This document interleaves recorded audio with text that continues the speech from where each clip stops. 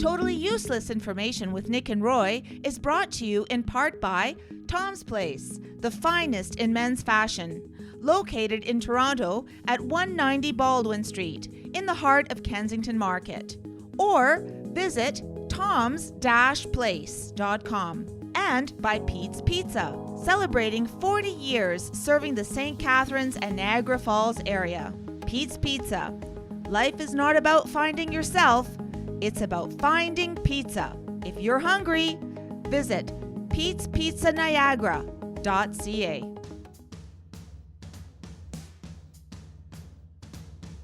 Celebrating 5 years. This is Totally Useless Information with Nick and Roy. Listen, laugh, and learn. Did you ever wonder where the expression seeing is believing comes from? If you're studying peniology, what exactly are you studying, and are you studying hard? Hi, I'm Nick. And I'm Roy. Welcome to our 5th year. And this week, we scoured the internet to find out these totally useless facts just for you. Boy, that internet's really polished now with all the scouring we did. We will answer your questions in the mailbag segment. And in the news, hey, they stole only the right souls. Totally useless information.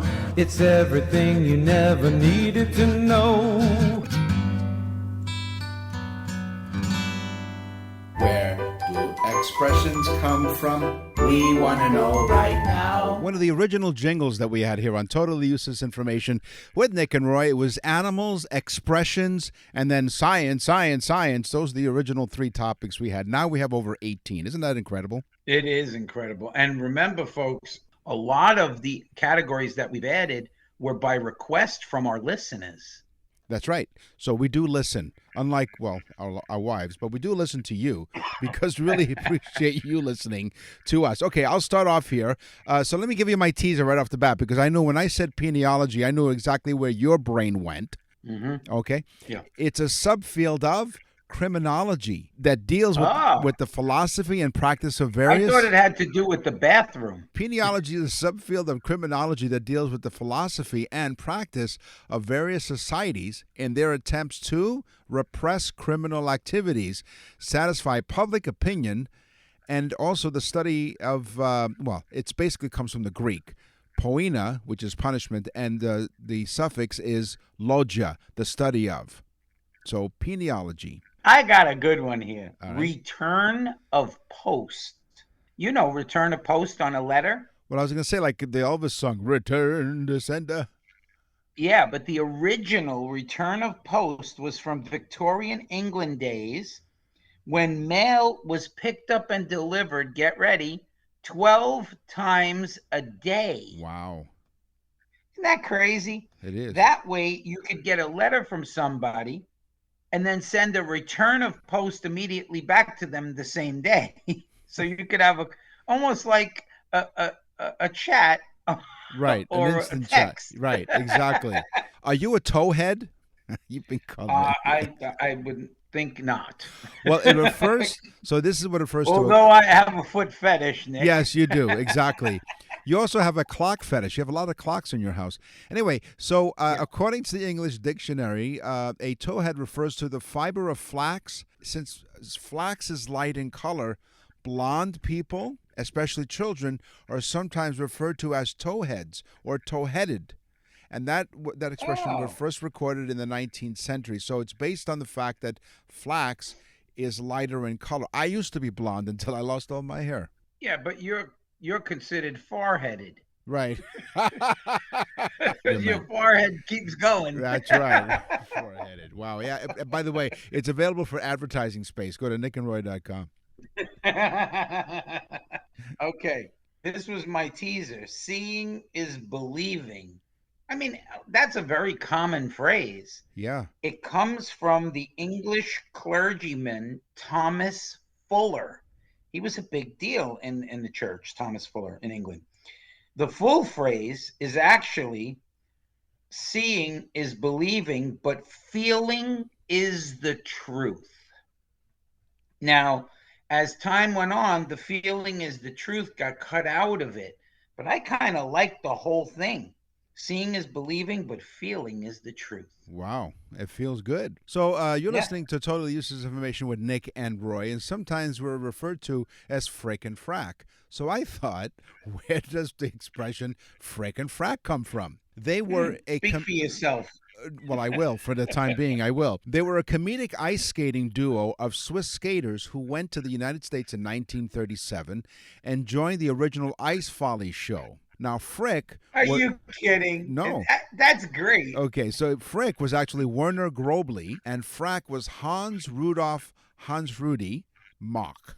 Frick and Frack were known for their ice skating, as I said, because of their eccentric tricks on ice, including the spread eagle. I'm sure you've seen that, and the rubber legs in one of the acts.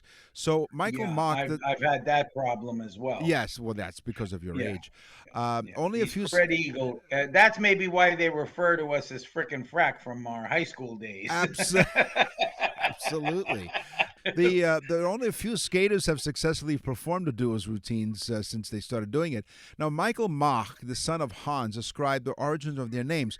Frick took his name from a small village in Switzerland, and Frock is a Swiss-German word for frock coat, which his father used to wear.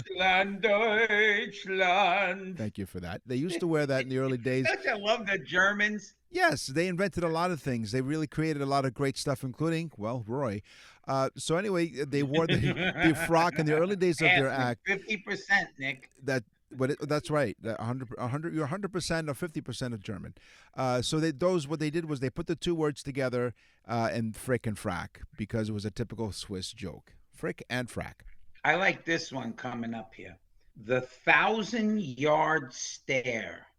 Now, I've heard my dad say that, and I thought, well, kind of like deer in the headlights, right? Right.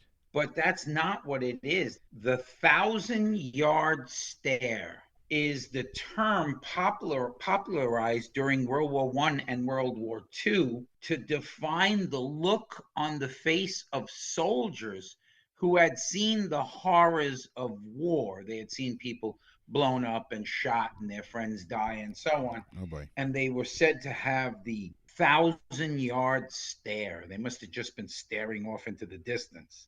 I'm going to give you some other expressions that have to do with collectors of things. So if you're a voluminist, you're a collector of matchbooks, not the cars, but matchbooks that you strike matches with, a voluminist. If you're a tegastologist, you collect beer mats. I don't know why you would, but you are. Arctophiles collect teddy bears, and numismatists collect coins. Numismatists. Do you collect teddy bears?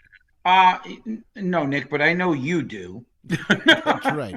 I'm an arctophile, among other things. Why didn't the match go to work? Why not? It was on strike. Oh, look out. Send your complaints to nickandroy.com/contact us. Whole psychiatrist / contact us. I love this one. When my ship comes in. Ah, okay. When my ship comes in, a lot of people use that expression.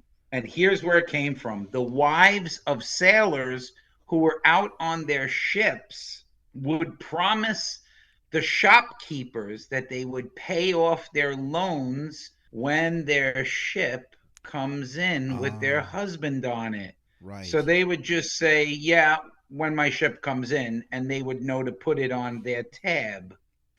So that makes sense, right? Because when's my ship going to come in, right? And that means, well, the payment's going to come in. That's fantastic. It's awesome. Isn't that cool? I love is. that one. Yeah, that's why expressions was one of our favorite topics here on Totally Useless Information with Nick and Roy. Thank you very much for joining us. We are all over the iHeartRadio network in Canada, coast to coast to coast, all over North America. More than 75 countries now, and even in countries where, well, they don't even know what the heck we're talking about, but that's okay. We do, we think. So, yeah. So we encourage you to send us an email at nickandroy.com, and we'll go into our mailbag in just a second. Also, when you go on nickandroy.com, click on the Nick and Roy store and look at the birthday messages. You'll be able to see a sample of it. It's the most incredible gift you could ever get somebody. It's nickandroy.com, and click on the Nick and Roy store. We had somebody order a message recently, and she's from Virginia. So, like we said, we're all over North America. She's from Virginia, and I always ask our listeners how they came across our show, and she said, "Well, I was scrolling through Apple Podcasts, which is one of the platforms we're on, and she said, I wanted to find something to fall asleep to, and I'm like, well, gee, thanks a lot, I think. But then she said, but I couldn't fall asleep because I was laughing so much I couldn't sleep at all. So thanks. I said, well, you're welcome." So go to nickandroy.com. You can order your birthday message today for your loved one. Animals, animals, animals, crazy animals. Male goats smell more than female goats. What are they smelling? Well, they pee themselves to attract female goats. That's why. So kind of like you in high school. That's right. Well, that's why I had a leg up on everyone else. During the during the breeding season, the buck will try to attract does to himself by urinating on his front legs and chest. The heat, what the does do. Try to say that. See, that's grammatically correct. What the does do. Right? This is what the does do. What the does do in heat is they're attracted. They're actually attracted to the odor of the buck's urine. So the buck also has scent glands located in front of his horns. So maybe that's where the expression, go back to expressions, maybe that's where the expression horny came from. But exactly. Yeah. But a little bit horny. Just a little bit horny, yeah. So male goats do smell more. It was more. some sight to see Nick in high school pouring this large beaker of goat urine on himself in order to try to attract women. Have you ever tried that? Have you ever tried that? No, Nick, I use the time-tested, can I buy you a drink? No, wait a minute. Okay, I like that line too. But let me give you the line again because I think you missed the opportunity. Are there any side effects of drinking goat urine? Nah. That's what I thought. The mooring gecko, and I could not find out. We have a lot of geckos here in Florida, but the mooring gecko is parthenogenic, meaning it can reproduce without the need of a male. Oh. They're all female, and they can reproduce from birth. They have a mechanism that they can reproduce on their own.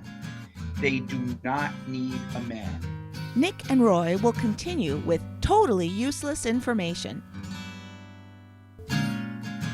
We're back with totally useless information with Nick and Roy. Listen, laugh, and learn. A glass sponge is found in the deep oceans, and it's not what you think it is. They're like little animals. Their tissues contain glass-like structure particles called spickles, and they're made of silica. They're considered to be one of the oldest species on Earth and have been estimated to live for more than 10,000 to 15,000 years. They live that long? Glass sponges. Wow, that's crazy. It is. We have in Tarpon Springs, Florida, we have this massive Greek population, and they sponge dive off Tarpon Springs. There's loads of sponges there, and it's like the sponge capital of the United States, and it's really cool. You go there and you buy actual sea sponges. It's really cool. But what do you use them for? So anybody down in Florida, go to the West Coast, Tarpon Springs. It's a real good tourist attraction. But what do you use the sponges for? Well, Nick, that's kind of the same situation as the goat. So I'll explain. You bathe with them, Nick. Oh, I see. You bathe. Yeah, I do. I'll explain bathing to you after the show. I take showers. I don't take a bath anymore. I don't bathe either. I just shower. I do not take a bath. Although my wife enjoys the bathtub. I could just imagine someone just tuning in at the very moment when you say, I don't bathe. Yeah, we noticed. All right. That's why you have to listen. And to conserve water, I shower with the neighbors. The remains of a 100,000-year-old vampire bat were found in Argentina. The bat was from an extinct species and had, get ready, 2-foot wingspan on a bat, and it drank blood as its food. That sucks. 2-foot wingspan. This is a big bat. Roy's gone batty again. So the average elephant can usually hold around a quarter of a gallon, but studies have shown that some bull elephants can hold as much as 2.5 gallons in their trunk. In their trunks? In their trunk. In their I was going to say in their trunks. Yeah. So why do You know they? what I got in my trunks? What? Oh, no. So why do they need to hold water in their trunks at all? Well, contrary to popular myth, I don't have a lisp.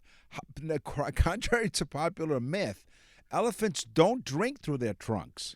They suck water up and then lift it to their mouths to drink. They also use the water to spray over themselves to cool off and to shower, unlike Roy. But not only is the trunk an essential part of drinking and bathing, it is also used by elephants for an incredible range of tasks, from feeding to vocalizing to showing affection to exploring new objects. That's right. You've used your trunk many times to show affection. To an elephant, a trunk is as important as hands and arms are to a human. I love this one. Bees have 5 eyes. What? Okay? They have 2 eyes in the front, Right. just like we do. Right. They have prisms in them, but they use them for visual sight. The 2 eyes in the front. Okay. The other 3 eyes are on the top of their head, and they sense light. Oh. So, for instance, if an object is coming closer to them, there would be a shadow. So they can sense that long before they can sense or see the actual predator. So they can sense deviations in light and movement through their third eye. The 3 eyes on the top of their head. I'm wondering if that's the reason why you really can't catch a bee that way, right? Because, or maybe a fly, because when you're just about, you think they're sitting still, you think, okay, I got this one, and then they take off. They sense the light change. There yes. you go. All right, good to know. Next time I catch a bee. Here's a question: can ants smell? Not like the goat, but can they smell? Depending upon whether they're on a goat's horn, then maybe, I don't know. That's right. Okay. Ants communicate with each other using pheromones, sounds, and touch. The use of pheromones as chemical signals is more developed in ants than many other insect groups. And similar to other insects, ants perceive smells with their antennae and thus possess a fascinating and admirable ability to smell. And you're thinking, well, wait a minute. No, I'm sure you're asking this question. Why do ants need to smell? I don't know, Nick. It's not like they're, worried about cologne or maybe they smell pheromones. Oh, I would think that it's pheromones. They actually communicate by pheromones, right? There you go. So ants have a perceptive sense, like you do, perceptive sense of smell that enables them to locate suitable mates, locate food, locate their nest, and assemble individuals to fight off nest predators, like an ant army, right? Plus, recognize and communicate with groups or castes that comprise their colony. Mm-hmm. There you go. That's the old smeller. Yes. Smell ant. Ready? The caterpillar called the Megalopy opercularis, or the flannel moth caterpillar, has been renamed, and it is called the Donald Trump caterpillar. Really? Now, you have to see a picture of this. Again, it's the flannel moth caterpillars. It looks just like Donald Trump's hair. It's so funny because when I looked at it, I was like, oh, wow. And I had to look into this. But, so it's called the, and I know you're looking it up right now. I am. The flannel moth caterpillar. You see it? Yeah, I do. It does looks just like it. It actually looks like Donald Trump's hair. It's actually very, very funny. You're listening to Totally Useless Information with Nick and Roy. This is Totally Useless Vehicle Information with Nick, Meet, and Roy. Vroom, vroom. Gee, I can't find my car keys. Roy, why don't you go first on this one? Okay, by the time you find your car keys, I'll probably be in Canada. There you go. In 2012, Nevada became the first state to issue a driver's license to a self-driving car. Oh, okay. So it issued the driver's license to the car or the robot that drives the car, the robot computer. Nothing can go wrong with this, right, Nick? No, not at all. Are you kidding? This is no problem at all. I want to give them names now, if that's the case. Okay, but hold on. So do the robots have to stand up and in line at the DMV to get their license? I would assume they do, but here's the funniest part of all. Those robots are driving around right now while you're looking for your keys. Oh, yeah. That is. Oh, I found them. Here they are. Okay. The evolution of the turn signal. Because some of us use our turn signal and some overuse the turn signal. Are you one of those that turns on the signal and it doesn't shut it off? Listen, yes, I am. It drives my wife crazy. She's constantly like, do you not hear it? Do you not? Why do you drive away and then put your seatbelt on? Why are you so close to? My wife does a lot of that. She's not only a backseat driver, she's a back, front, and trunk driver. But what do you mean trunk? Hold on. Wait. What do you mean trunk driver? You put her in the trunk? Sometimes it's necessary. Nick, oh, wow. Yeah. And then you put the radio up real loud so you can't hear the screaming. That's right. Boy, your doghouse must be really, really comfortable, man. So truth be told, Nick called me the other day and he was on the road and he's like, what is this guy doing? What are you doing? Yeah, that's right. He was having a case of reverse road rage. No. He was actually getting mad at himself. Okay, so the evolution of the turn signal. So Percy Douglas Hamilton invented and patented a simple pair of hands that attached to the car in 1909. Okay. I can just imagine you're making a turn, and as somebody passes the side of your car, you go to signal and you slap that person in the face. That would be great. All right. Then Florence Lawrence created, but didn't patent it, but she created this device that used a pair of arms to signal turns in 1920. So they went from hands to arms, so you really get to whack the pedestrian along the side of the car. Edgar Walls Jr. designed and patented a light with two arrows and a brake light in 1925. And Joseph Bell created, no, not the car horn. He created and patented the first electrical device that flashed in the late 1930s. In 1939, Buick made the turn signal standard in all their vehicles. They were the first car company to do so. The Buick in 1939 became the first car company to make turn signals standard on their vehicles. Nick and Roy will continue with totally useless information. You're listening to Totally Useless Information with Nick and Roy. You know, in October, we all had a great time celebrating Pizza Month. Now that we're in a new month, any time of the year is a good time to visit Pete's Pizza. I say when it comes to Pete's, every month is Pizza Month, Nick. Oh, yeah. Pete's Pizza knows the only way to make a perfect pizza is by using the freshest ingredients. Every day they roll out with their own dough to create their signature pizzas. Since 1984, the 6 Niagara locations have been known as the small pizzerias that are big on taste and easy on your budget. With locations across St. Catharines and Niagara Falls, you're just minutes away from some of the best pizza and wings in town. Always open late. Find a Pete's Pizza near you. I don't know about you, Nick. I'll tell you, I'm starting to feel hungry just talking about Pete's Pizza. Yeah. If you've never had Pete's Pizza, you have to try it. And go to their website, Pete'sPizzaNiagara.ca. That's Pete'sPizzaNiagara.ca. By the way, Roy, they called me the other day. They said, please tell Roy, stop licking the screen. Check out their specially marked pizza boxes. When you go to Pete's Pizza and order a pizza, Roy and I have provided useless pizza facts. So when you go there, look for those specially marked boxes. It's a lot of fun.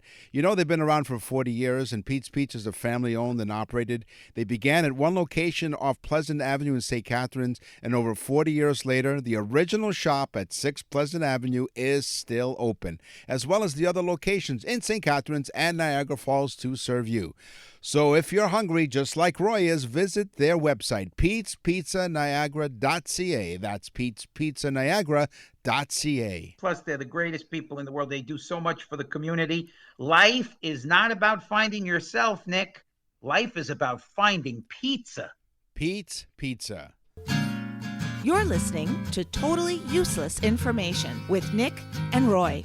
Listen, laugh, and learn.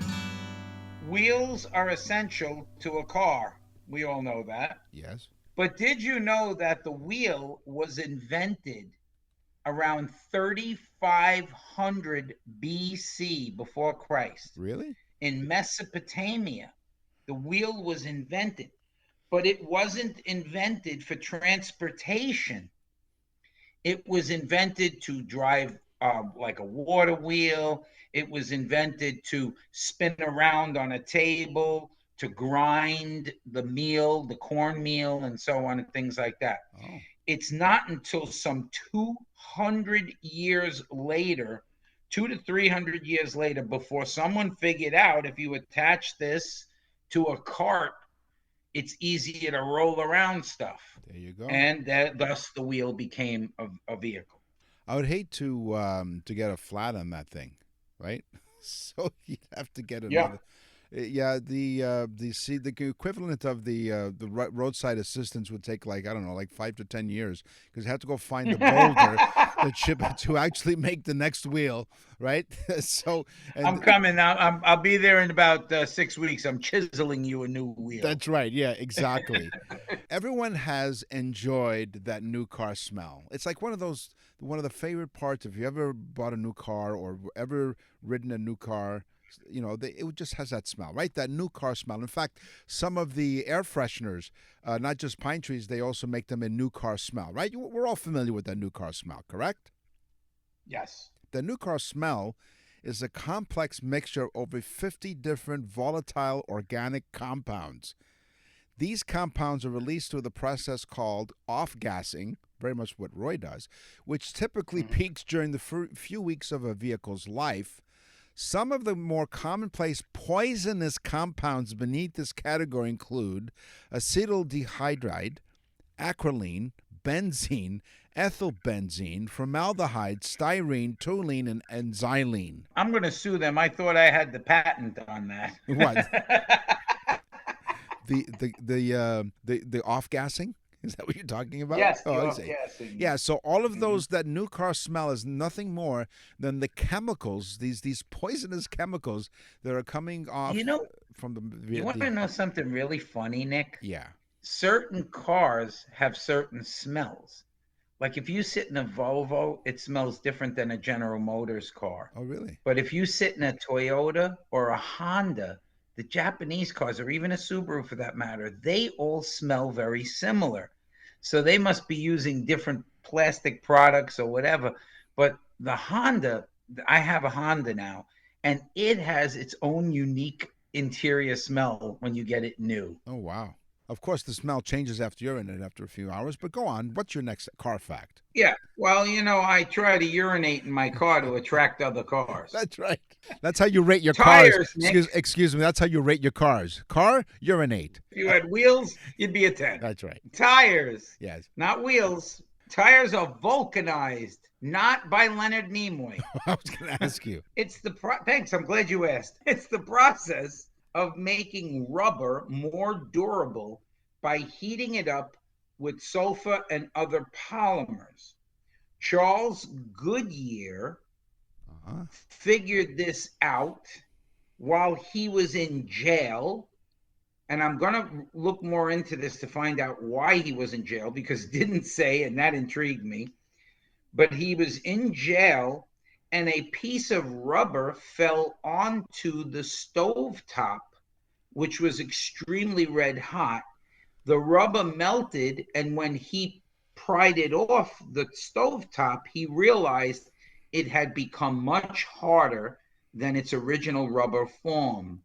So he realized by heating up rubber, you could make it stronger and more durable. Thus, he called the process vulcanization.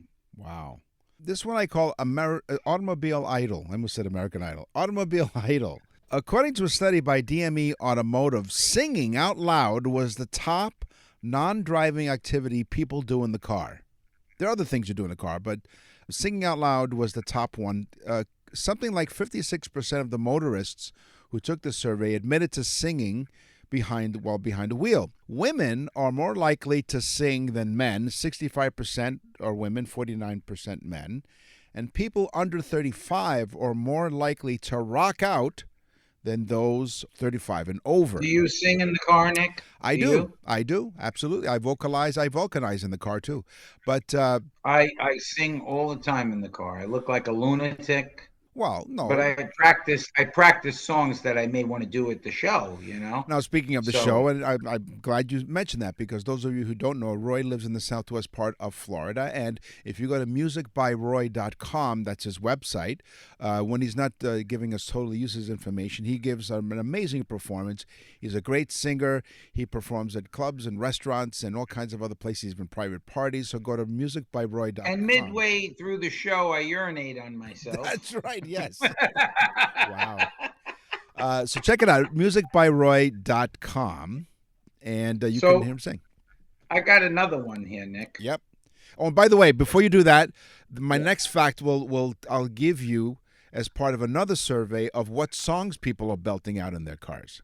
Oh, okay. Well, Ford invented. Now, people don't know this. This is amazing because Ford had some disasters before he invented the Model T.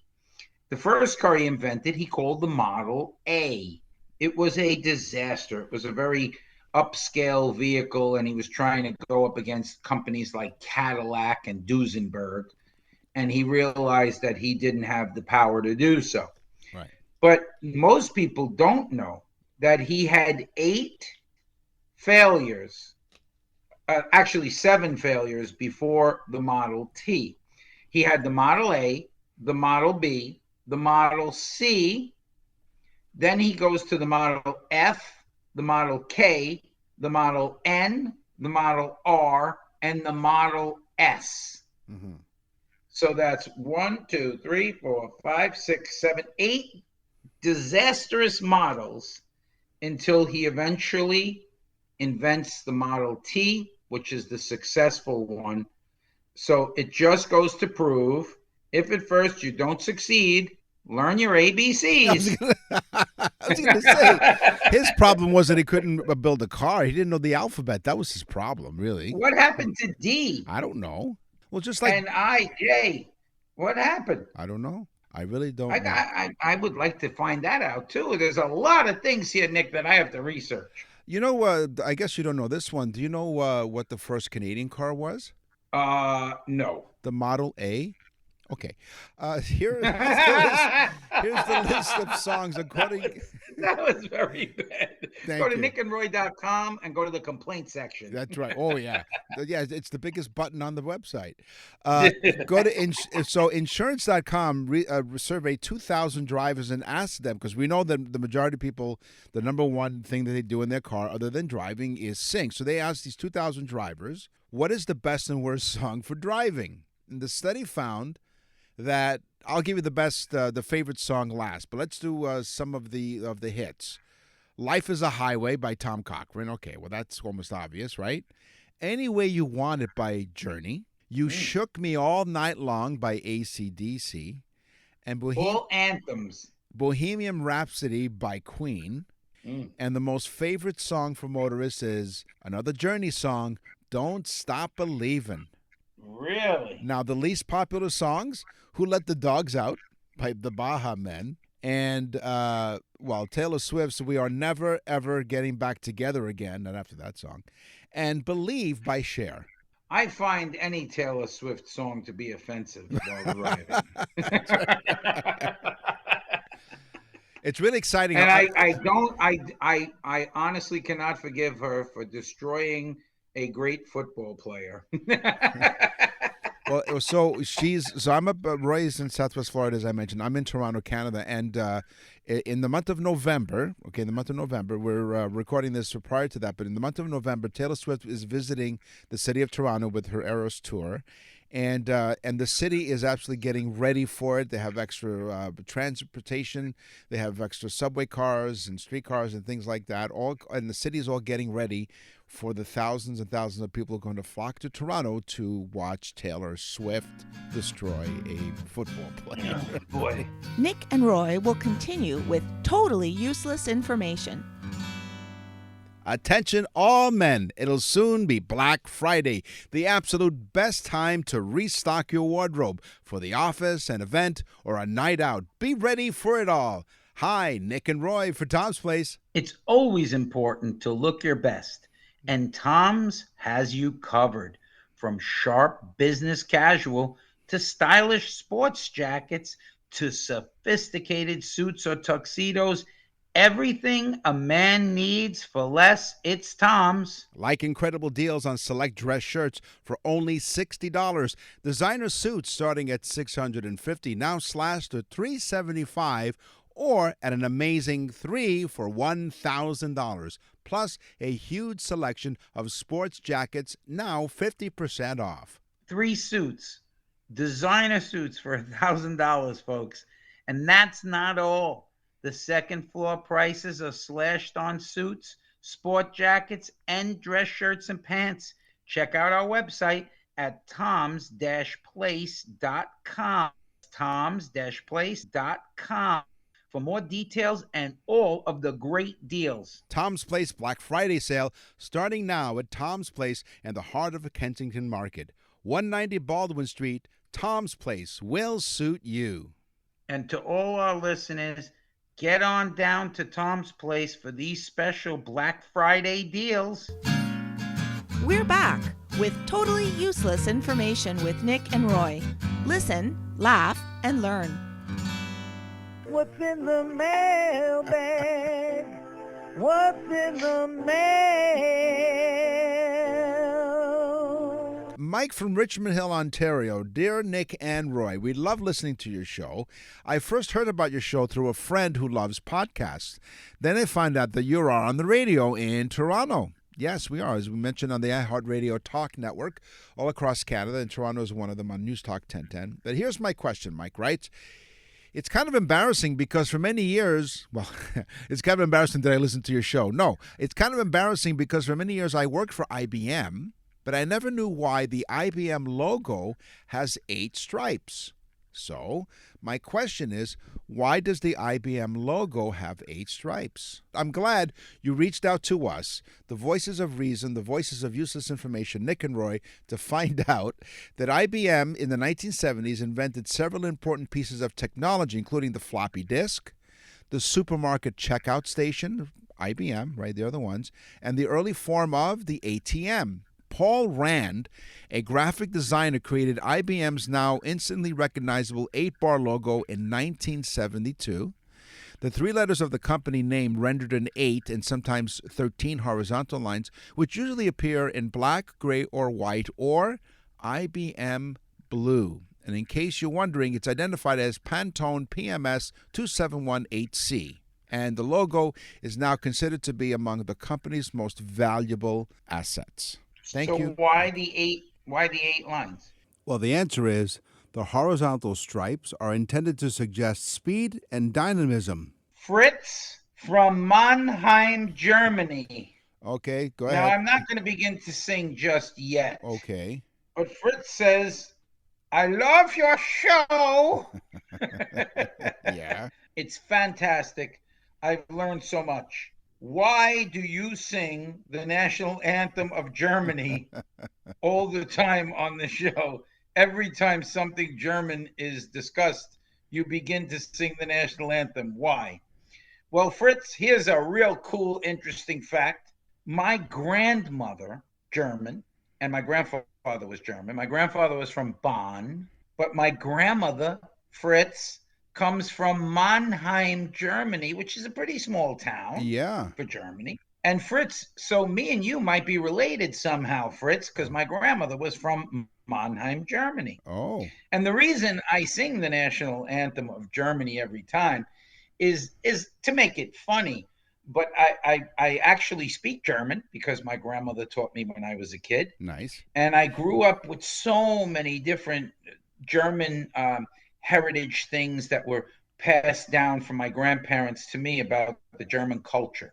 And it's a fantastic culture. So Fritz from Mannheim, Germany, who says all of his friends listen, all of his Freunds are listening. So Fritz, thank you so much. I wonder if Fritz had a cat. Today on the show we had we talked about expressions.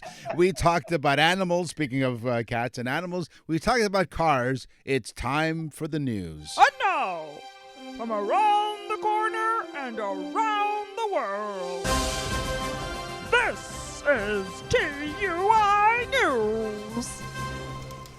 Inside Soul Brothers shoe store, shelves aren't the only thing that were empty. The owner, Hunter Ernig, is feeling the stress of the moment. Around 3 o'clock in the morning just a few days ago, he received an alert on his phone from his security company. So he went and he checked it out.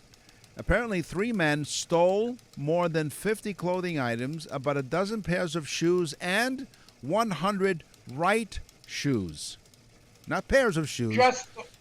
They stole just the right shoes. Just the right shoes.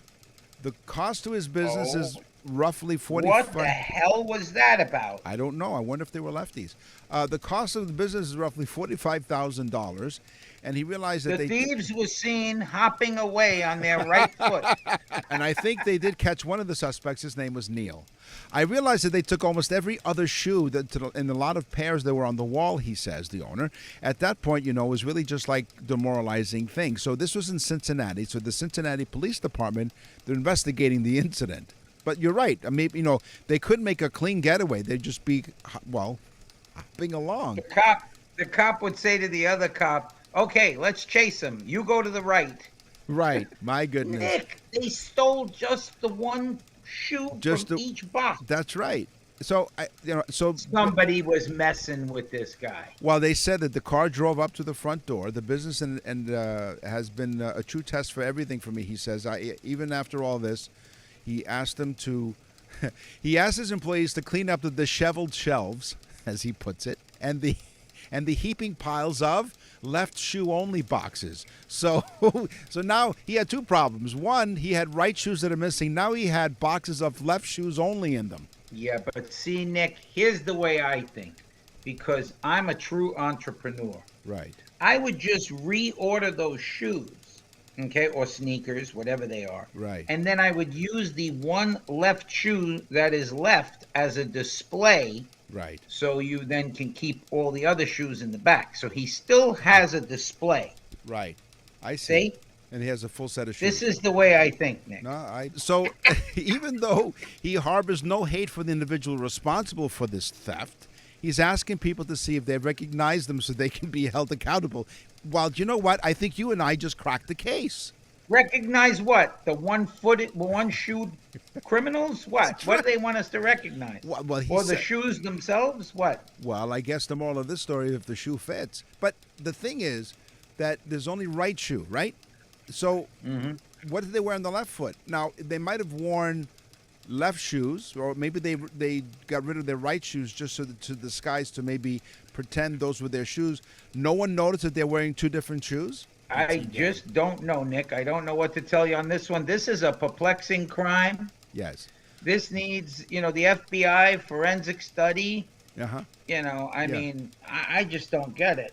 Yes. They took the time to take one shoe out of each box. No, not out of the box. What kind of clothes did they steal? No. One-legged pants? No. No. Listen.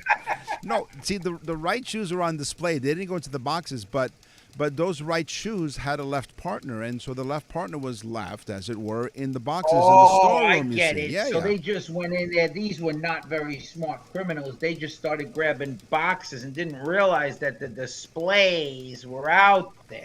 Exactly. See? There you go. Oh, I thought they were pulling a fast one on this guy. Well, not so fast, so they're hopping along. Basically, these thieves, these crooks, they are one shoe short of a full box.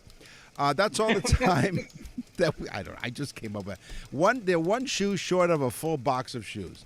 That's all the time we have for this episode of Totally Useless Information with Nick and Roy. Thank you very much for joining us. We will scour the internet as we have for the past 5 years. We'll scour the internet among other sources to find out totally useless information just for you.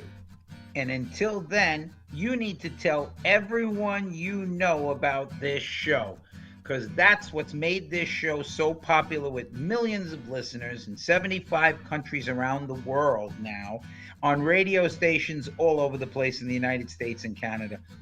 We really, really do thank you, and we appreciate everything that you folks do. And of course, go to nickandroy.com and look at all the fun stuff we're doing on there. Maybe you want to get our newsletter as well. I'm Nick. And I'm Roy. Thanks for listening. Totally Useless Information with Nick and Roy has been brought to you in part by Tom's Place, the finest in men's fashion. Located in Toronto at 190 Baldwin Street in the heart of Kensington Market. Or visit toms-place.com. And by Pete's Pizza, celebrating 40 years serving the St. Catharines and Niagara Falls area. Pete's Pizza. Life is not about finding yourself, it's about finding pizza. If you're hungry, visit petespizzaniagara.ca.